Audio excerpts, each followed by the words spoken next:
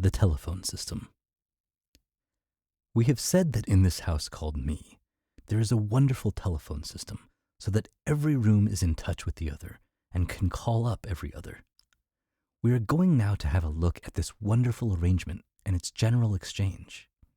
Perhaps you have visited a telephone exchange or a great business house where all the departments are linked up by such an exchange. There it is, either a whole country or a whole business linked up so that at any moment contact can be made with any part, and information received from or orders given to all the numerous rooms or buildings or places or people.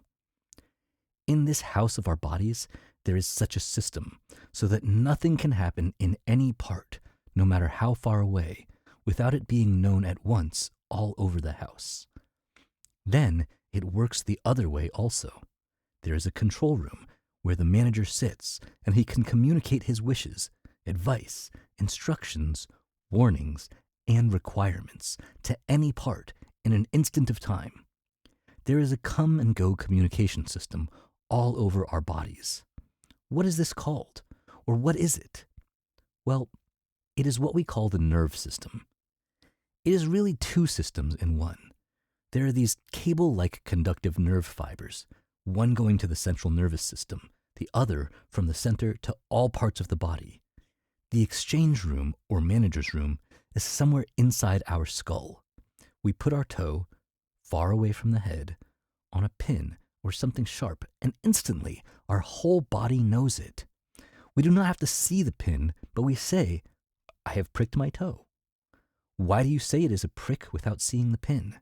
Well, right up there in the manager's room sits Mr. Intelligence, and he gives you the word or name for it.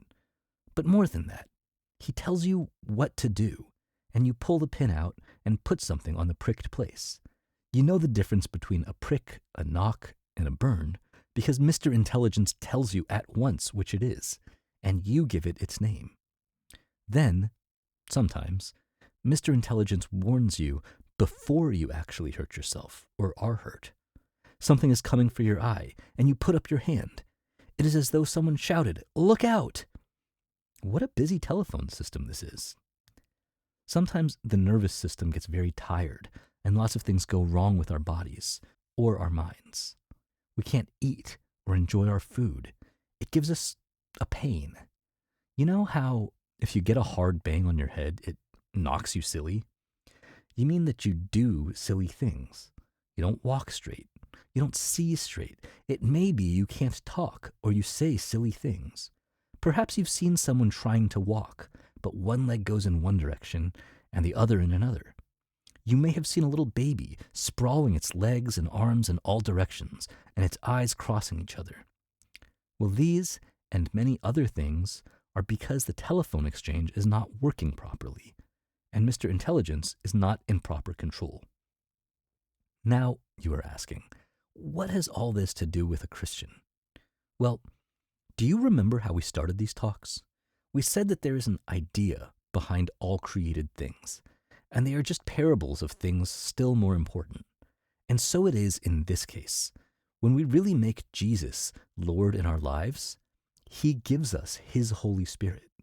And the Holy Spirit in us becomes like this wonderful Mr. Intelligence with his telephone system. He tells us what to do and what to avoid.